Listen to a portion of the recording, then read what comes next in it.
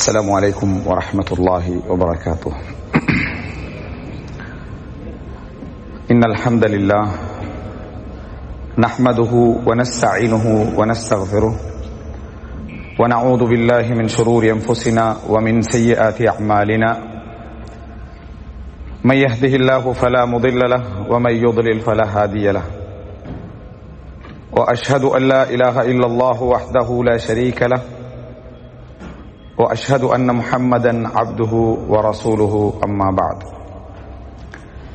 அன்புள்ள சகோதரர்களே, சகோதரிகளே, தாய்மார்களே, இன்றைய இந்த மார்க்க வகுப்பிலே ஒரு முஃமினது வாழ்வில் தவக்குல் என்கின்ற தலைப்பில் சில அடிப்படையான விஷயங்களை எமக்கு மத்தியிலே ஞாபகப்படுத்தலாம் என்று நினைக்கிறேன். அன்புள்ள சகோதரர்களே, சகோதரிகளே, இது போன்ற இந்த மார்க்க மஜ்லிஸுகள் எம்மை ஈமானிய உணர்வுக்கும் அல்லாஹ்வின் பக்கம் வழிகாட்டுவதற்கும் மிகப்பெரிய ஒரு உதவும் வழியாக இருந்து கொண்டிருக்கிறது. நிறைய பேருடைய சிந்தனையில் மார்க்கம் படித்தல் எப்படி ஆகிவிட்டது அப்படி என்று சொன்னால், நம்ம வீட்டில் போய் யூடியூப்ல பார்த்து கொள்ளலாம், லைவ்ல என்ன செய்யலாம், பார்த்து கொள்ளலாம் என்கின்ற சிந்தனை நிறையவே இப்ப என்ன அதிகமாகிக் கொண்டு வருவதை நம்ம பார்க்கிறோம். இந்த நிகழ்ச்சி போய்கொண்டிருக்கிற நேரத்தில் கூட நமக்கு ஒரு வேறொரு விஷயம் வந்துட்டா எப்படியும் இதை ரெக்கார்ட் செய்வார்கள், யூடியூப்ல அப்லோட் செய்வார்கள், அதுல பார்த்து கொள்ளலாம் என்று இருந்து கொண்டே என்ன யோசிக்க கூடியவர்களும் இருக்கிறார்கள். இந்த ஒரு நிலையை பொறுத்த வரைக்கும் நாம் சரியா மஜ்லிஸுகளுடைய இஸ்லாத்துடைய அந்த புரிதலை நாம் புரியவில்லை என்பதற்கான ஒரு அடையாளம் அது. பொதுவாக இது போன்ற மஜ்லிஸுகள் மார்க்க விளக்கங்கள், மார்க்க அறிவு, மார்க்கத்தை தெரிந்து கொள்ளல், ஈமானை வளர்த்துக் கொள்ளல் என்பதற்காக மட்டுமல்ல ஒரு முஸ்லிம் இது போன்ற மஜ்லிஸுகளிலே அமர வேண்டும். அதைவிட இன்னும் மிக பிரதானமான காரணங்கள் ஒன்று. இது போன்ற மஜ்லிஸுகள் அல்லாஹுடைய கருணையையும் அல்லாஹுடைய மகஃபிரத்தையும் அல்லாஹு தாலாவுடைய அந்த அதாவது கருணை பார்வையையும் எங்களுக்கு கொண்டு வந்து சேர்ப்பதற்கான ஒரு வழிகோலாக இருக்கிறது. இது போன்ற மஜ்லிஸுகள் இதுதான் அப்படின்னு நம்ம சொல்ல முடியாது விட்டாலும், இது போன்ற மஜ்லிஸுகளிலே அல்லாஹ் நாடினால் அல்லாஹு தாலா எமது பாவங்களை மன்னிக்கலாம். இந்த மஜ்லிஸோட சம்பந்தப்படாமல் மார்க்கத்தை படிப்பதற்கே என்ற எண்ணம் இல்லாமல் கூட நாம் யாரை சந்திக்க கூட நம்ம வந்திருக்கலாம்.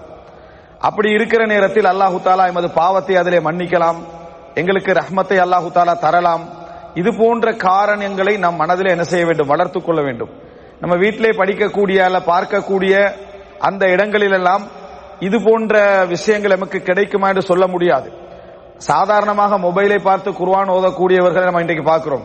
ஒரு வாட்ஸ்அப் மெசேஜை பார்த்துட்டு, ஒரு இன்ஸ்டாகிராம் ஒரு மெசேஜை பார்த்துட்டு அப்படியே குர்ஆனுடைய சூறாக்களை கண்டினியூ பண்ணக்கூடியவர்களை நம்ம என்ன செய்யறோம், நம்ம பார்க்கிறோம். எனவே அந்த பரக்கத்தான ஒரு இடத்தை நம்ம விட்டுவிடக் கூடாது. இது ஒரு முதல் விஷயம். இன்னொன்று, இது போன்ற தஜம்ம உல் ஹைரி, நல்ல அதாவது ஒன்று கூடல்கள் மார்க்கத்துடைய அடையாளங்களை வெளியே நிரூபித்துக் கொண்டிருக்கும். கெட்டதற்கு ஒன்று கூடுகின்றவர்கள் இருப்பதை போல நல்லவைகளுக்கு ஒன்று கூடக்கூடிய சந்தர்ப்பங்கள், நல்லவைகளுக்கான அடையாளங்கள் என்று சொல்லி இது போன்ற மஜ்லிஸுகள் என்ன செய்யும், பறைசாற்றிக் கொண்டிருக்கும். அப்போ யாராவது ஒரு நல்ல விஷயங்களை அடையாளம் காண வேண்டும் என்று நினைக்கக்கூடியவர்களுக்கு இது போன்ற ஒன்று கூடல்கள் என்ன செய்யும், மிக முக்கியமான காரணமாக இருக்கும். இதை அடிப்படையாக நான் சொல்லிக்கொள்ள விரும்புகிறேன்.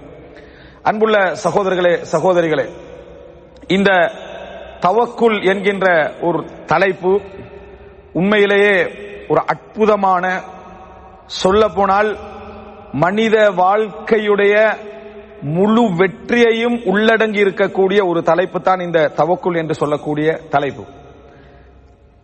தவக்குல் என்பது சிதுகு இஅ்திமாதில் கல்பி அலல்லாஹ், அல்லாஹ்வின் மீது உள்ளம் வைக்கக்கூடிய உண்மையான நம்பிக்கையை குறிப்பதுதான் இந்த அதாவது தவக்குல் என்பது. அல்லாஹ்வின் மீது இந்த மனது உண்மையாக சாய்ந்திருக்கக்கூடிய அந்த தன்மையை குறிப்பதுதான் தவக்குல் அப்படி என்று சொல்வது. இந்த தவக்குல் என்பது ஒரு முஃமினது வாழ்க்கையில் கடைசி உயிரின் சொட்டு இருக்கும் வரைக்கும் கலந்திருக்க வேண்டிய ஒரு உணர்வு. கடைசி உயிரின் சொட்டு அவன் உடம்பிலே அந்த ரமக் துடித்துக் கொண்டிருக்கிறது என்று சொன்னால் அந்த நிமிடம் வரைக்கும் அவனது உள்ளத்திலே ஆழமாக பதிந்திருக்க வேண்டிய ஒரு அற்புதமான ஒரு நம்பிக்கை தான் இந்த தவக்குல். அப்படி என்றால் நினைத்து பாருங்கள், உயிரை அவன் இழந்து கொண்டிருக்கக்கூடிய அந்த நேரம், கடைசி இன்னும் ஒரு துளி அதிலே இருந்து கொண்டிருக்கிறது என்று அவன் நினைக்கிறான் என்றால், அந்த நிமிடம் வரைக்கும் அவனுக்கு என்ன செய்ய வேண்டும்? இந்த நம்பிக்கை ஆழ பதிந்து கொண்டிருக்க வேண்டும். உலகத்தில் அவனை சூழ இருக்கக்கூடிய எல்லா காரணிகளும் அவனை விட்டு கலைந்து விலகி போய்கொண்டிருக்கக்கூடிய நேரத்திலும் அல்லாஹ்வின் மீதுடைய அந்த ஈர்ப்பும் அந்த நெருக்கமும் அந்த நம்பிக்கையும் அந்த உணர்வும் அப்படியே அசையாமல் இருந்து கொண்டிருப்பதற்கு பேர்தான் தவக்குல் என்பது. இப்படி ஒரு அதாவது ஒரு இணைப்பு, இப்படி ஒரு தொடர்பு, அப்படி ஒரு நம்பிக்கை எவனது வாழ்க்கையில் ஆழமாக பதிந்திருக்கிறதோ அவனை இந்த உலகத்தில் எந்த காரணிகளும் அவன் விரும்பாமல் அசைக்க முடியாது. இதை நம்ம புரிந்து கொள்ள வேண்டும் சகோதரர்களே. உண்மையிலேயே தவக்குலை பொறுத்தவரைக்கும் நாம் சரியாக விளங்கிக் கொண்டிருக்கிறோமா என்று பார்த்தோம் என்று சொன்னால், தவக்குலை நம்ம எப்படியெல்லாம் விளங்கி இருக்கிறோம் நான் சொல்கிறேன். உண்மையில் தவக்குலை சரியாக புரிந்திருந்தோம் என்று சொன்னால், எமது வார்த்தைகளில் நாம் அல்லாஹ்வை சம்பந்தப்படுத்தக்கூடிய இடங்களிலெல்லாம் மிகவும் கவனமாக இருப்போம். அல்லாஹ்வை சம்பந்தப்படுத்தக்கூடிய இடங்களிலெல்லாம் மிகவும் கவனமாக இருப்போம். சோதனையின் உச்சகட்டம், சோதனையுடைய உச்சகட்டத்தை ஒரு மூமின் அடைகிறான் வையுங்கள். இந்த உலக வாழ்க்கையில் சோதனை என்று எது இருக்கிறதோ அதன் அந்திம இடத்தை, அதனுடைய நுனியை, அதனுடைய அதாவது கடைசி எல்லை ஒரு முஸ்லிம் அடைந்து கொண்டிருக்கிற நேரத்தில் அவன் உள்ளத்தில் சோதனை எப்படி உச்சகட்டத்தில் இருக்கிறதோ அதே அளவில் தவக்குலின் உச்சகட்டமும் வளர்ந்து கொண்டே இருக்கும், குறையாது. ஆனால் எங்களுடைய நிலையை பார்த்தீங்கன்னா தவக்குலுடைய நிலை குறைந்து கொண்டு வரும். சோதனை அதிகரிக்க அதிகரிக்க அது அவர்களுக்கு என்ன செய்யும் என்று சொன்னால், உறுதியையும் நம்பிக்கையையும் அல்லாஹ்வின் மீது உள்ள அந்த ஈர்ப்பையும் வளர்த்து கொண்டே இருக்கும். சோதனை வளர வளர இந்த தவக்குல் வளர்ந்து கொண்டே இருக்கும் என்பதை புரிந்து கொள்ள வேண்டும். குறைந்து கொண்டு வராது. அது எந்த அளவில் இருக்கும் என்றால், இந்த நிமிடம் இந்த சோதனை எனக்கு வேண்டாம், இந்த சோதனையை நிறுத்திவிடு, இந்த சோதனை போதும் என்று நான் சொன்னால் அல்லாஹு தஆலா இதை நீக்கி விடுவான் என்ற நம்பிக்கை அவன்கிட்ட இருந்து கொண்டே இருக்கும். இந்த சோதனை எனக்கு வேண்டாம், இந்த சோதனை எனக்கு போதும், இந்த சோதனையின் இது கடைசி பகுதியாக மாற்றிவிடு என்று நான் அல்லாஹ்விடத்திலே அழுது தொழுதால் அடுத்த செகண்ட் இது என்ன செய்துவிடும், விட்டு நீங்கி விடும். அதனால் அப்படி ஒரு பிரார்த்தனை நான் செய்ய மாட்டேன். யா அல்லாஹ் எனக்கு பொறுமையை தா, அஃப்ரிக் அலைனா சப்ரா, யா அல்லாஹ் எனக்கு பொறுமையை கொட்டு என்றுதான் நம்ம கேட்டுக்கொண்டிருப்போம். அய்யூப் அலைஹிஸ்ஸலாம், அதாவது தவக்குலை புரிந்து கொள்வதற்காக இவைகளை சொல்கிறேன். பல வருட காலம் அவர் சோதிக்கப்படுகிறார் என்றால் அவருக்கும் அல்லாஹ்வுக்கும் உள்ள நெருக்கம் உச்சகட்டமான நெருக்கம். பிரார்த்தனையில் அடுத்த கணமே அல்லாஹு தஆலா கபூல் செய்வான். ஆனா பிரார்த்திக்கல. அல்லாஹு தஆலா என்னை தெரிந்துதான் சோதித்துக் கொண்டிருக்கிறான், அல்லாஹு தஆலா என்னை விளங்கித்தான் சோதித்துக் கொண்டிருக்கிறான், அல்லாஹு தஆலா என்னை அறிந்துதான் சோதித்துக் கொண்டிருக்கிறான். எனவே சோதனையில பொறுமையையும் நல்ல கூலியையும் அதில் உள்ள நலவுகளையும் கெடுதி விட்டு பாதுகாவல் தேடுதல் ஒரு மூமின் இருப்பான். அந்த சோதனையை நீக்குவதிலேயே குறியாக இருக்க மாட்டான். நம்முடைய சிந்தனைகள் எப்படி இருக்கும் என்றால், அந்த வசதியை காண்பதிலேயே நமது குறிக்கோளாகவே இருந்து கொண்டிருக்கும். அதை முடிச்சு அடுத்தது அப்படி என்றதுல நபிமார்கள் அய்யூப் அலைஹிஸ்ஸலாம் கடைசியாக கேட்ட துவா அல்லாஹ் தஆலா குர்ஆன்ல என்ன செய்றான் சொல்லி காட்டுகிறான். கேட்டால் அல்லாஹ் தஆலா உடனே என்ன செய்றான், ஃபஸ்தஜப்னா லஹு, நாம் அவருக்கு பதில் சொன்னோம் என்று சொல்றான். ஜக்கரியா அலைஹிஸ்ஸலாம் நம்ம வரலாற்றில் பார்க்கிறோம். ஜக்கரியா அலைஹிஸ்ஸலாம் குழந்தை இல்லை அப்படி என்று பிரார்த்தனை செய்ததை அல்லாஹ் தஆலா சொல்ற வயது எது? அவரும் வயதாகி மனைவியும் குழந்தை பெற முடியாத நிலைக்கு போன பின்னால யா அல்லாஹ் எனக்கு குழந்தையை தாண்டி என்ன செய்யறாரு, கேட்கிறாரு. அதுவரை அவர் கேட்கவில்லை. அந்த துவாவை எந்த இடத்துல அவர் கேட்கிறாரு உடனே அல்லாஹ் என்ன செய்யறான், அதை கபூல் செய்கிறான். அப்படின்னு அந்த சோதனையை அது வரைக்கும் தாங்கி இருக்கிறார். சோதனை என்ன செய்யறாரு, அது வரைக்கும் தாங்குறாரு. தாங்கியவர் பிரார்த்தித்த உடனே அல்லாஹ் தஆலா என்ன செய்யறான், கபூல் செய்து விடுகிறார். இந்த நம்பிக்கை எங்களுக்கு அல்லாஹ்வோடு இருக்கிறதா? இருந்து என்றால் தவக்குல், இல்லை என்றால் நம்ம தவக்குல்ல சரியாக இல்லை என்று அர்த்தம். அதாவது இறுதி நேரம் வரைக்கும் அல்லாஹ் என்னை சோதித்துக் கொண்டிருப்பது, அல்லாஹு தஆலா என்னை இதில் ஈடுபடுத்திக் கொண்டிருப்பதின் பின்னணியில் ஒரு நாள் நான் கேட்டால் அல்லாஹ் என்ன செஞ்சிருவான், எனக்கு கபூல் செய்து விடுவான், என்னை அங்கீகரித்து என்னை காப்பாற்றி விடுவான். ஆனாலும் நான் பொறுமையாக இருக்கிறேன். இந்த சோதனையுடைய நலவுகளையும் அதன் கெடுதிகளை விட்டு நான் பாதுகாவல் தேடிக்கொண்டு பொறுமையை கேட்டுக்கொண்டு வாழ்கிறேன் என்று நினைக்கக்கூடிய அந்த உணர்வு இருக்கிறதே, இதுக்கு பேர் தவக்குல். நம்ம துவா கேட்கிறதா இருந்தாலும் சரி, பதுவா கேட்கிறதா இருந்தாலும் சரி வேகமா கேட்டுறது. ஏண்டா ரெண்டும் கபூலாகாத நம்பிக்கை ஆள் மனசுல இருக்கு. ரெண்டும் கபூலாகாத நம்பிக்கை ஆள் மனசுல இருக்குது. அதனால பதுவாவும் செஞ்சிடுறது. நீங்க இப்படி பதுவா செய்றீங்களேன்னு கேட்டா சொல்றதெல்லாம் கபூலாக போறது இல்லைன்றது. அது துவாவுக்கும் அவருடைய நம்பிக்கை அதுதான். துவாவுக்கும் அவருடைய நம்பிக்கை அதுதான். இந்த நிலைமையில தான் அல்லாஹ்வோடு சம்பந்தப்பட்ட வார்த்தைகளை நம்ம உபயோகப்படுத்திக் கொண்டிருக்கிறோம். நினைத்து பாருங்கள், அல்லாஹு தஆலா ரசூலுல்லாஹி ஸல்லல்லாஹு அலைஹி வஸல்லம் அவர்களை பார்த்து ஃபலனுவல்லியன்னக கிப்லத்தன் தர்லாஹா, நீங்கள் பொருந்திக் கொள்கின்ற கிபிலாவின் பக்கம் உங்களை நாம் திருப்புவோம் என்றார். அர்லாஹான்னு சொல்லல, நான் பொருந்திக் கொள்கின்ற கிபிலாவின் பக்கம் உங்கள் முகத்தை திருப்புவோம் என்று சொல்லாம நீங்க பொருந்திக் கொள்கின்ற கிபிலாவின் பக்கம் உங்கள் முகத்தை நாம் என்ன செய்வோம், திருப்புவோம் என்று சொல்றாங்க. எந்த இடத்துல ரசூலுல்லாஹ் வச்சு அல்லாஹ் தஆலா பேசுறாங்க, அந்த மாதிரியான ஒரு உணர்வும் ஆழமும் அல்லாஹ்வோடு எங்களுக்கு இருக்கிறதா? எங்களுடைய விஷயத்தில் நான் ஒரு வார்த்தை இப்ப சொன்னால் அல்லாஹ் கபூல் செய்து விடுவான், அல்லாஹ் தஆலா ஏற்றுக்கொண்டு விடுவான். இந்த சோதனையுடைய உச்சம் இங்கே இருந்தாலும் அல்லாஹ் என்னோட உள்ள நெருக்கம் உச்சமாக இருக்கிறது, அதனால் நான் பொறுமை காத்து செல்வோம் என்று இருக்கிறதா, பதட்டத்தோட இருக்கிறோமா என்று பார்த்தோம் என்று சொன்னால் பதட்டத்தோடு தான் நாம் என்ன செய்கிறோம், இருக்கிறோம். எல்லா சோதனைகளிலும் ஏன் அல்லாஹ் கபூல் செய்யல, ஏன் அல்லாஹ் கபூல் செய்யல, ஏன் அல்லாஹ் கபூல் செய்யல என்ற கேள்விதான் இருந்து கொண்டிருக்கிறதே தவிர இதுக்கு முன்னால சோதிக்கப்பட்டவர்களுடைய வரலாறு நம்ம யோசிக்கிறதே இல்லை. அல்லாஹ் கபூல் செய்யலண்டா அய்யூப் அலைஹிஸ்ஸலாத்துக்கு கபூல் செய்யலையா, ஜக்கரியா அலைஹிஸ்ஸலாத்துக்கு கபூல் செய்ய சோதிக்கப்பட்டார்கள் நீண்ட காலம். நீண்ட காலத்துக்கு பின்னால் தான் அவர்களுக்கு கபூலை என்ன செய்கிறது, கிடைக்கிறது. சகோதரர்களை, இதை நம்ம ஆரம்பமாக புரிந்து கொண்டோம் என்றால் இந்த தவக்குல் என்பது எப்படிப்பட்ட அழகான ஆழமான உணர்வு என்பதை நம்ம புரிந்து கொள்ள வேண்டும். அன்புள்ள சகோதரர்களே, இப்ப நம்ம இந்த தவக்குல் என்கின்ற ஒரு பகுதிக்குள்ள நாங்கள் எப்படி தவக்குலை விளங்கி வைத்திருக்கிறோம் என்றதை முதலாவது விளங்கிக்கணும். நம்ம தவக்குலை விளங்கி வைத்திருக்கிற எப்படின்னா ஆத்திர அவசரத்துக்கு உதவுற மாதிரி விளங்கிட்டா. எப்படின்னா பயமான சிச்சுவேஷன்கள்ல தான் நம்ம தவக்குல் கூடுதலாக வரும். வீட்டையெல்லாம் க்ளோஸ் பண்ணி மூடிட்டு எங்கேயா போறோம்னு சொன்னா இருக்கிற பிஸ்மில்லாஹி தவக்கலத்து அல்லாஹ் இருக்கிற என்னென்ன எல்லாம் கிடைக்குதோ எல்லாம் ஓதிக்கிறது பயத்தின் காரணமாக, திருட்டின் காரணமாக. அந்த நமக்கு ஏதாவது தேவை, அதாவது ரஹபன் அல்லாஹ் தஆலா சொல்றானே அச்சத்தின் மூலமாக வணங்குறது. வமினன் நாஸி மை அப்துல்லாஹ் அலா ஹர்ஃபின், ஒரு ஓரத்திலே நின்று வணங்கக்கூடியவர்களாக இருக்கிறார்கள் மனிதர்கள். நல்லது கிடைச்சா நல்லது, கெட்டது கிடைச்சனே பதறது. இந்த மாதிரியான தவக்குல் எங்களிடத்திலே உண்டு. வாகனங்கள்ல போற நேரங்களும் எங்க நாம செத்து பேத்துருவோமோ அப்படி என்று சொல்லி காட்டக்கூடிய அந்த இடத்துல தான் நம்ம சுபஹானல்லதி சக்கர்லனா ஹதா கூடுதலா ஓதுவோம் ஃபிளைட்ல. விளங்கிட்டா, அவன் காட்டுவான் இப்படிதான் நீங்க சாகுற டைம்ல தப்புறது அப்படின்னு சொல்லி. வேற வாகனத்துல காட்டுறது இல்ல, அந்த வாகனத்துல காட்டுவான் இப்படித்தான் நீங்க என்ன. அப்ப அந்த அது காட்டுற டைம்ல சுபஹானல்லதி சக்கர்லனா ஹதா வமா குன்னா லஹு முக்ரினீன் பாடமா இருந்தா. அப்ப இந்த மாதிரி இடங்கள் அச்சமான நேரங்களில் தவக்குல் பிசினஸ் பெரிய ஒரு, அதாவது கோடிக்கணக்கா இன்வெஸ்ட் பண்ணிட்டோம் அல்லது ஒரு நமது கெப்பாசிட்டிக்கு மேலாக இன்வெஸ்ட் பண்ணிட்டோம்னா அப்ப என்னது தவக்குல், தொழுகையில வெளிப்படும், நோம்புல வெளிப்படும், எல்லாத்திலையும் வெளிப்படும் தவக்குல். எந்த மாதிரி நேரம், அச்சமான நேரம். அச்சமான நேரத்தில் தவக்குல் வெளிப்படும். ஆனால் ஆசையோடு வசதியாக இருக்கிற நேரங்களில் எமது தவக்குல்கள் வெளிப்படுவது கிடையாது. அந்த நேரங்களில் தவக்குலே கிடையாது. அன்புள்ள அப்ப இது நமக்கே தெரியுது. நமது தவக்குல் எல்லாம் எப்படி என்று சொன்ன நம்ம தவக்குல் வைக்கிறது மட்டும் அந்த நேரத்தில் வைஃப் டைம் சொல்லிக்கிறது, பிள்ளைகிட்ட சொல்லிக்கிறது, துவா கேட்டுக்க இது எப்படி இறங்கி அல்லாஹ்ட்ட தவக்குல் வைத்துக் கொள்ள வேண்டும் என்று பிள்ளைகிட்ட துவா தவக்குல் இபாதத் சொல்றதெல்லாம் அச்சமான நேரங்கள்ல மட்டும்தான். அச்சமான நேரம் நமக்கு போய்விட்டது அப்படி என்று சொன்னால் அது முடிஞ்சது. எதாக இருந்தாலும் இந்த தவக்குல் என்ற வார்த்தையை நாம் உபயோகப்படுத்தக்கூடிய பல இடங்கள், நோய் உச்சகட்டம் அடைகிற நேரத்தில் அந்த ஈமான் தக்குவா தான தர்மங்கள் எப்படி அந்த நினைவுக்கு வருதோ அதே மாதிரி தவக்குல் என்ன செய்யும், அந்த நினைவுக்கு வரக்கூடிய நிலைமையை பார்க்கிறோம். ஒரு என்ன சர்ஜரி பண்ண வேண்டிய வைங்களேன், ஒரு சத்திர சிகிச்சை பண்ண வேண்டி இருக்கிறதுன்னு சொன்னால் அந்த நேரத்தில் தவக்குல் என்ன செய்யும், மற்றதெல்லாம் அல்லாஹ்வுடைய கையில தான் அப்படி என்று சொல்லி அந்த நேரத்தில் வெளிப்படும். இந்த நேரத்தில் மட்டும் அச்சமான சூழ்நிலைகளில் மட்டும் இந்த மாதிரி வெளிப்படுவது ஒருவர் இபாதத்திலே பூர்ணமானவர் என்பதற்கான அடையாளமாக என்ன செய்யாது, இருக்காது.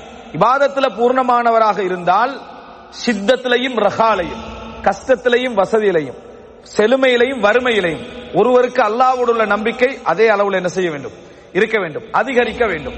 அப்ப எமது தவக்குள்ள ஒரு பிரச்சனை இருக்கிறது. அச்சமான சூழ்நிலைகள் மட்டும்தான் நம்ம தவக்குள் வைக்கிறோம். அடுத்தது தவக்குல நம்ம சரியா புரிஞ்சு கொள்றதுக்கு நான் இப்படி வரைவிலக்கணம் எல்லாம் சொல்றதை விட நமது வாழ்க்கையிலே பார்க்கக்கூடிய ஒன்று இருக்குது. அது நம்ம இந்த வெளிநாட்டு வாழ்க்கையை வச்சு சொல்லிடலாம். நம்ம தவக்குள் வைக்கிறது, நம்ம எவ்வளவு வசதி படைத்தவர்களாக இருந்தாலும், பெரும்பாலும் எவ்வளவு உழைக்கக்கூடியவர்களாக இருந்தாலும், எல்லாம் கிடைக்கக்கூடியவர்களாக இருந்தாலும், நமது இந்த வெளிநாட்டு வாழ்க்கை நமது ஊரில் உள்ள வாழ்க்கையை பாருங்க. எவ்வளவு வசதி உள்ளவராக இருந்தாலும் இங்க பெரும்பாலும் ஊடு எப்படி இருக்கும் பாருங்க. தவக்குல். ஏன் நம்மட ஆகிரா வந்து நம்ம நாடு தான், நம்மட ஆகிரா வந்து நமது நாடு. அப்ப நம்ம இங்க துனியால இருக்கிறோம். எங்க இருக்கிறோம்? இங்க துனியால இருக்கிறோம். இங்கதான் ஒரு மூமினுடைய வாழ்க்கையை நீங்க பார்க்கலாம். சாதாரணமான வீடு, போதுமான அளவுக்கான வாழ்க்கை, மிச்சம் பெருசா ஆசையெல்லாம் இங்க இல்ல. ஏன்? ஆகிரா வந்து நம்ம நாட்டுல தான். அங்க ஆகிரா பாருங்க எப்படி வச்சுக்கிறாங்க. வீடு அந்த லெவல்ல இருக்கும், நிலமெல்லாம் அந்த லெவல்ல இருக்கும். ஏன்னா நம்ம அங்கதான் செட்டில் ஆக போற முடியும். மொத்தமா செட்டில் ஆக போறது 2 வருஷமா இருக்கும். ஆனா இங்க 58 வருஷ உழைப்பும் அங்க கொட்டுப்படும். தவக்குல் இங்க லைஃப் எப்படி இருக்கும்டா, அங்க போனா மாட மாளிகா இருக்கும். இங்க போனீங்கன்னு சொன்னா இவரா அவர் அப்படின்னு கேட்கிற லெவல்ல இங்க துன்யா அன்னக்க கரீப் ஆபிரு சபீல் விளங்கிட்டா. இந்த ஊருக்கு புதியவர் போலையும் வீதியை கடந்து செல்கின்றவர் போல இங்க வாழ்க்கையை நீங்க பார்க்கலாம். இது பொதுவாக நீங்க எல்லா இடத்துலயும் பார்க்கலாம். ஆனா அதே நபர் ஆகிரால, அதாவது ஊர்ல எப்படி இருக்கிறாருன்னு சொன்னா சொர்க்கத்துல வாழ்ற மாதிரி என்ன அங்க இருந்து கண்டிக்கிறாரு. இதுதான் தவக்குல்ன்றது. தவக்குல்ன்றது இதையே நீங்க அப்படி ஆகிராக்கு வச்சீங்கன்னா, நம்ம இங்க உள்ளதை நிரந்தர துனியா கண்டு வச்சிட்டீங்கன்னு சொன்னா இதுதான் தவக்குல். இங்க நம்ம ஏன் அப்படி இருக்கிறோம் என்றால், நம்ம இங்க நிரந்தரமாக இருக்க போறது இல்ல. நம்மளோட ஜொப்பு வந்து என்னது சுவர் இல்ல. இந்த செலரி நிலைக்குமான்னு தெரியாது. இங்க நமக்கு ஒரு நிலம் வாங்க இடம் தர மாட்டான். இங்க நமக்கு ஒரு உரிமை இருக்குமா இல்லையான்னு தெரியா. நம்மட காலங்களை நம்ம வாழ்க்கை முழுசு எங்க அங்கதான். இது நம்ம சொந்த ஊர் இல்ல, நம்ம பிறந்தகம் அல்ல, நம்ம வாழ போற இடம் அல்ல. இவ்வளவு விளக்கம் இருக்கிறதுனால இங்க எதுவும் செய்யறது இல்ல. ஒழுங்கா இங்க எதுவுமே என்ன செய்யறது இல்ல. எல்லாம் ஆகிராக்கு தான் என்ன செய்யறது.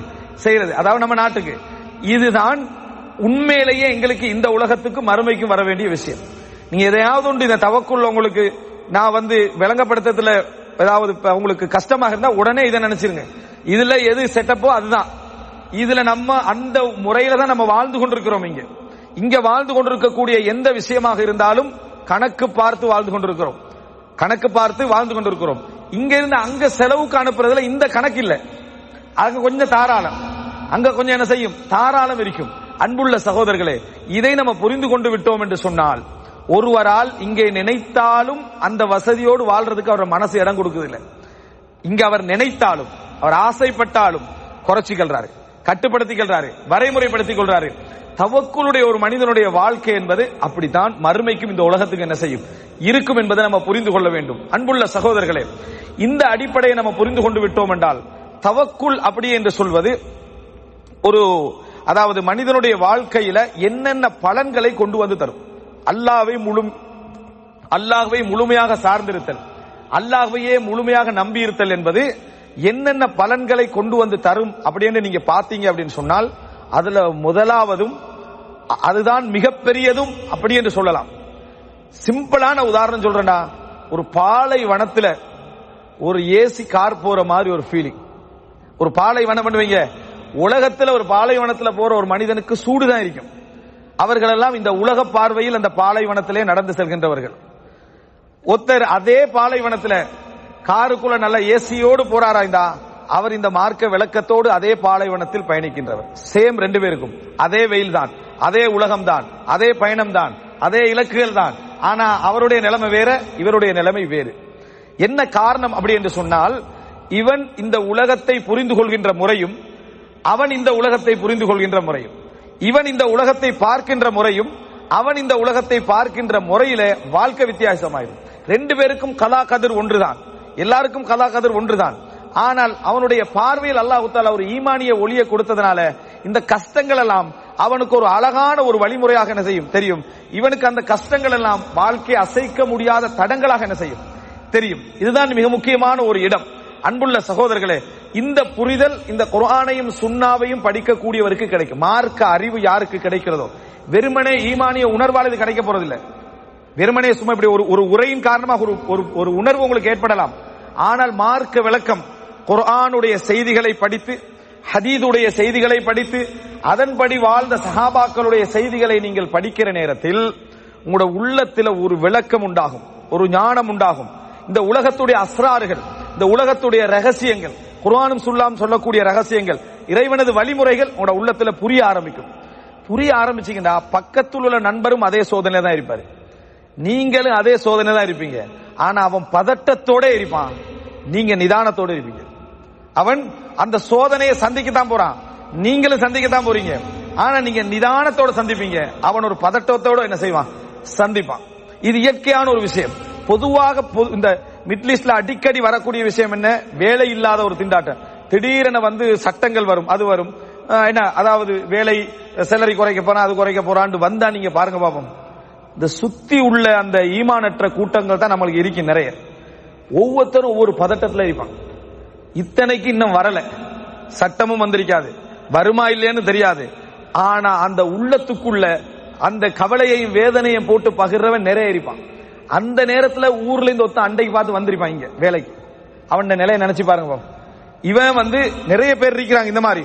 எப்ப பார்த்தாலும் என்ன ஃபாரின் வாழ்க்கை, என்ன வெளிநாட்டு வாழ்க்கை. ஊர்ல இருந்தோம்னு சொன்னா சாதாரண ஒரு என்ன ஒரு பிரெட்டோடும் சாதாரண ஒரு சோரோடும் அந்த தாய் சமைச்சிட்டார் அந்த சாப்பாடை தின்னுட்டு வாழ்ற நிம்மதி என்று சொல்லி 20 வருஷமா இவன் எழுந்துட்டான். சரியா, வந்தவன் அனுப்பிடுறான். யார புதுசா வந்திப்பான் தானே, அவன்கிட்ட இதை சொல்லி அவனை அனுப்பிடுறான். அவன் அதை கேட்ட வந்த உடனே பெரிய கவலையில இருப்பான், ஊரை பிரிஞ்சு வந்த கவலையில இருப்பான். அவன்கிட்ட இதை சொன்ன உடனே அவன் என்ன இவன்கிட்ட சொல்றது இல்லை, அவன் போயிடுறேன், நான் ஊருக்கே போயிருவேன். அந்த வேதனையில அவன் அவ்வளவு கடன் எடுத்து வந்தெல்லாம் போய் சேர்ந்துறேன், எனக்கு தாயெல்லாம் பிரிஞ்சு இருக்கலாது, எனக்கு இது நினைச்சா வேதனை. இதை சொல்றவன் தானே அவன் 20-25 வருஷம் அப்படியே தான் உட்கார்ந்துட்டு இருக்கிறது. நாட்டுல இருந்தா எவ்வளவு நல்லா இருக்கும், அப்படி சாப்பிட்டா நல்லா இருக்கும், தாயோட கையால சாப்பிட்டா நல்லா இருக்கும். 20 வருஷம் இங்க இருக்கிற வாரவனுக்கெல்லாம் அச்சத்தை ஊட்டி ஊட்டி அனுப்பி விடுறது. இந்த மாதிரி நண்பர்கள் இது போன்ற சோதனையில உங்களுக்கு பக்கத்துல கிடைச்சாங்கன்னு வைங்களேன், இந்த மாதிரி ஒரு பிரச்சனை வார நேரத்தில் கிடைச்சுன்னு வைங்க, ஏதாவது ஒரு பிரச்சனை வந்து இப்படி அதாவது ஒரு மனதுக்குள்ள ஒரு அச்சமூற்ற மாதிரியே சூழலை என்ன செஞ்சிருப்பாங்க, சுத்தி கண்டிருப்பாங்க. நமக்கு என்ன சேர்ந்து கண்டே இருக்கும். யாரிடத்திலாவது ஒரு கதாகதருடைய பேச்சு வருதான்னு பாருங்க, பயந்த நிலையில வருது. என்ன செய்ய, அல்லாஹ்வுடைய எல்லாம் விதி, இப்படி பயந்த நிலையில தான் வருது தவிர நம்பிக்கை ஊற்ற மாதிரி ஒரு கதாகதருடைய பேச்சு என்ன செய்யல அந்த நேரத்தில் வருவதில்லை. இந்த நபர்கள் மிகவும் ஆபத்தானவர்கள் இந்த வாழ்க்கையில. இந்த உலகத்தில் ரசூலுல்லாஹி ஸல்லல்லாஹு அலைஹி வஸல்லம் மிகவும் விரும்பிய விஷயம் கலிமத்துல் ஃபஅல், நல்ல வார்த்தை. ஒரு மனிதனுக்கு ஆர்வம் ஊட்டக்கூடிய நல்ல வார்த்தை ரசூலுல்லாஹ் விரும்பினாங்க. இந்த மாதிரியான பேச்சுக்களை ரசூலுல்லாஹி ஸல்லல்லாஹு அலைஹி வஸல்லம் என்ன செய்யல, விரும்பவில்லை. ஆனா மனிதனுடைய இயற்கை என்னடா, ஃபஸ்தகஃப கௌமஹு ஃபஅதாஹு, தன் சமுதாயத்தை அவர் கீழாக கருதினார், உடனே அவர்கள் அவருக்கு வழிபட்டார்கள். அல்லாஹ் குர்ஆன்ல சொல்றான். யாரும் எப்பொழுதும் அடுத்தவர்களை தாழ்வாக பார்க்கிற நேரத்தில் நம்ம அவனை வழிபடுற நிலைமையில தான் இருப்போம். நம்ம அவனுக்கு வழிபடுற நிலைமை இருப்போம். நீங்க இப்பதான் புதுசா வந்திருக்கீங்க, உங்களுக்கு பெருசா விளக்கம்லாம் இல்ல, இங்க சட்டம் கெடுபிடிகள்லாம் கொஞ்சம் என்ன பலமா இருக்கும், எதா இருந்தாலும் என்னட்ட பேசிக்கங்கன்னு சொல்லிட்டீங்கன்னு வந்த புதுசா வந்தவனுக்கு அவன் எப்பயும் அவருக்கு தான் போன் அடிப்பான். எதா இருந்தாலும் அவனுக்கு தான் போன் அடிப்பான். இந்த ஹோட்டலுக்கு போறனால போன் அடிப்பான், எதுக்கு அவனுக்கு தான் போன் அடிப்பான். என்ன காரணம்டா, அவனை இவன் கீழே போட்டான். கீழே போட்டதோட நமக்கு அடிமைத்தனம் வந்துடும். நமக்கு என்ன செஞ்சிடும், அடிமை குணம் நமக்கு வந்துடும், தைரியம் வராது. அவன்கிட்ட எடுத்து என்ன சொல்லணும், உங்களைய மாதிரி தான் நானும் வந்தேன், தைரியமா இருங்க, அல்லாஹு தாலாவுடைய பூமி இது, அல்லாஹு தாலா உங்களுக்கு ரிஸ்க் அளிப்பான், முயற்சி எடுங்க, கடைசி நிமிஷம் வரைக்கும் முயற்சி எடுங்க, அல்லாஹ் உங்களுக்கு ஹைர தருவாங்க. யாரையும் நீங்க நம்ப வைக்க வேண்டாம். அல்லாஹ்வை நம்ப, இப்படி ஒரு வார்த்தை சொன்னா அவன் உறுதியா நிற்பான். ஆனா அதை சொல்றது இல்ல, கவனமா இருங்க அப்படின்னு ஆரம்பிக்கிறது. இந்த மாதிரி ஆரம்பிச்சால் அவனுடைய உள்ளத்துல அந்த நம்பிக்கை என்ன செய்யாது, அந்த இடத்துல வராது. உண்மையிலே அன்புள்ள சகோதரர்களே, இந்த பஷாரத், மற்றவர்களுக்கு நல்ல செய்தி சொல்வதில் அவசரப்படுவது சிறப்பான குணம், நல்ல ஒரு குணம். அது நிறைய பேரிடத்துல இல்லை. சாதாரணமாக விசாரித்து பாருங்க, தவக்குலின்மையோட வாழ்க்கையை எப்படி இருக்கிறீங்கன்னு நீங்க 90% கேட்டா நல்ல பதில் வராது. ஆனா அவன் நல்லா இருப்பான், இதுக்கு முன்னாக இருந்ததை விட இப்ப நன்றாக இருந்து கொண்டிருக்கிறான், சிறப்பாக வாழ்ந்து கொண்டிருப்பான். எப்படி இருக்கிறீங்கன்னு கேளுங்க, என்ன செய்யறது, வாழ்க்கையுடைய சோதனைகள் தான் எப்படியோ அட்ஜஸ்ட் பண்ணி, இவர் எப்பயும் அட்ஜஸ்ட் பண்றதுதான், இவருக்கு எப்பயுமே நல்ல வாழ்க்கை இல்லை, அல்லாஹ் தாரத்தை வச்சு இவர் அட்ஜஸ்ட் பண்றதுதான் இவர லைஃப். இவர் இவருக்கு எப்பயுமே தாராளமான வாழ்க்கையும் அமைஞ்சது இல்லை. அட்ஜஸ்ட் பண்ணி பரவாயில்ல, அல்லாஹ் தாலா ஏதோ தார, நான் அட்ஜஸ்ட் பண்ணி மவுத்து வரைக்கும் அட்ஜஸ்ட்மெண்ட் தான். அல்லாஹ் கரீம், அல்லாஹ் சங்கையானவன், அல்லாஹ் என்னே சங்கையா வச்சுக்கிறான் சொல்றோம் இல்லை. நினைத்து பாருங்கள், இப்ராஹிம் அலைஹிஸ்ஸலாம் அல்லாஹ்வை பற்றி சொல்கிற நேரத்தில் அவனே எனக்கு உணவளிக்கிறான், அவனே எனக்கு குடிக்க தருகிறான், அவனே எனக்கு நேர்வழி காட்டுகிறான், நான் நோய்வாய்ப்பட்டால் அவனே குணப்படுத்துகிறான், அவனே என்னை நோய்வாய்ப்படுத்துகிறான் சொல்லல, அவனே என்னை நோய்வாய்ப்படுத்துகிறான் என்று இப்ராஹிம் அலைஹிஸ்ஸலாம் என்ன செய்யல, சொல்லல. நான் நோய்வாய்ப்பட்டால் அவனே என்னை குணப்படுத்துகிறான். அப்போ வஷர்ரு லைஸ இலைக், கெடுதிகள் எதுவும் முன்பக்கம் அல்ல என்ற அந்த அகீதாவை பாருங்க. நம்ம என்ன செய்யணும், நோயை தாரது அல்லாஹ் தான், குணத்தை தாரது அல்லாஹ் தான், அது உண்மை. நோயை தாரது அல்லாஹ் தான், குணத்தை தாரது அல்லாஹ் தான். ஆனா என்றைக்காவது வாப்பட்ட போய் உங்களுக்கு சுகரிக்கு அதனால எனக்கும் சுகரிக்கு நம்ம சொல்லுவோமா, சொல்றது இல்ல. ஏன்னா அது அவரை என்ன செய்ய வேதனைப்படுத்த, அல்லாஹ்வை எதுவும் வேதனைப்படுத்த போறது இல்ல. ஆனா வார்த்தையில கண்ணியம் கடைபிடிப்போம், வார்த்தையில கண்ணியம் கிடைக்கும். நீங்க ஆரோக்கியமா இருந்தா நானும் ஆரோக்கியமா இருந்திருப்பேன், நீ இப்படி போய் தான் நான் இப்படி இருக்கிறேன் யாரும் வாப்பட்டே மாட்டே என்ன செய்யறது இல்ல, சொல்றது இல்ல. ஏன்னா அதபுல் அல்பாதுகள் இருக்கு, சில வார்த்தையில ஒழுக்கங்கள் இருக்கணும். அப்ப அல்லாஹ்வோடு பேசுற சந்தர்ப்பத்துல அல்லாஹு ரப்புல் ஆலமீன் இப்ராஹிம் அலைஹிஸ்ஸலாம் எப்படி சொல்றாரு, அல்லாஹ் பத்தி சொல்ற சந்தர்ப்பத்துல நான் நோய்வாய்ப்பட்டால் அவன் எனக்கு என்ன செய்கிறான், குணத்தை தருகிறான் என்ற வார்த்தையை சொல்றாங்க. அல்லாஹ்வோடு நம்ம எல்லா கெடுதியும் அல்லாஹ்வோட இணைப்போம். யூசுப் அலைஹிஸ்ஸலாம் பல கஷ்டங்களை தாண்டி வந்து சிறையில் அடைக்கப்படுறாரு. அப்ப அவர் எப்படி சொல்றாருன்னா, என்னை சிறையிலிருந்து வெளியேற்றியதன் மூலம் அல்லாஹ் எனக்கு உபகாரம் செய்தான் என்றார். என்னை சிறையிலிருந்து வெளியேற்றியதன் மூலம் அல்லாஹ் எனக்கு உபகாரம் செய்தான். என்னை சிறைக்குள்ளும் அடைத்து சிறையிலிருந்து வெளியேற்றினான்னு சொல்லல, என்னை சிறையிலிருந்து வெளியேற்றியதன் மூலம் அல்லாஹ் எனக்கு உபகாரம் செய்தான் சொல்றான். ஆனா நம்ம அல்லாஹ்ட்ட சொல்ற பட்டியல் ஃபுல்லா மத்தவன்ட்ட சொல்றதெல்லாம் அல்லாஹ்வுடைய சோதனை. அல்லாஹ் எனக்கு இதுவரை காலம் நான் வாழ்க்கையில் எந்த ஹைரும் தந்ததில்லை, இப்பதான் ஒன்று ஹைர் ஆரம்பிச்சீங்கன்னு சொல்லுவாங்க. இப்பதான் அல்ஹம்துலில்லாஹ் ஹைர்கள் ஆரம்பிக்கிறது போல. நீ வாழ்றதே ஒரு ஹைர், நீ இந்த உலகத்துல புத்தி சுவாதீனமாக இருக்கிறது ஒரு ஹைர், நீ ஆரோக்கியமாக இருக்கிறது ஒரு ஹைர், அல்லாஹு தாலா உன்னை நீ பேசுற இடத்துல வச்சிக்கிறது ஒரு ஹைர். இதெல்லாமே விளங்காம அல்லாஹு தாலா இதுவரைக்கும் எனக்கு நிறைய சோதனைகளை தந்தான், ஏதோ மறுமையில வச்சிருப்பான் போல. இந்த உலகத்துல இவருக்கு ஒன்றுமே வைக்கல, இந்த உலகத்துல எதுவுமே அல்லாஹ் வைக்கல, எல்லாம் மறுமையில வச்சிருப்பான். இதான் கலீலும் மின் இபாதியஷ் ஷகூர், கலீலும் மின் இபாதியஷ் ஷகூர், எனது அடியார்களில் நன்றி செலுத்துகின்றவர்கள் குறைவு, என்ற அடியார்கள்ல நன்றி செலுத்துகின்ற மக்கள் குறைவு. அல்லாஹ் தஆலா சொல்றான், இன்னல் இன்சான லிரப்பிஹி லகனூத் வ இன்னஹு அலா ذلك லஷஹீத் வ இன்னஹு லிஹுப்பில் கைரி லஷதீத். மனிதன் இறைவனுக்கு நன்றி கெட்டவனாக இருக்கிறான். அந்த நன்றி கெட்ட, அதாவது அந்த நன்றி கெடுதலுக்கு அவன் சாட்சியாகவும் இருக்கிறான். நல்லதை விரும்புவதில் அவன் கடுமையாக இருக்கிறான். அந்த நல்லதை விரும்புவதில் கடுமையாக இருக்கிறதா நன்றி கெட்ட குணம்.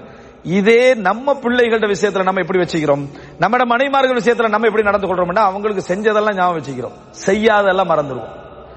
அவங்க எப்படி ஞாபகம் வச்சுப்பாங்கடா, செய்யாதெல்லாம் ஞாபகம் வச்சிருப்பாங்க, செஞ்சதெல்லாம் மறந்துடுவாங்க.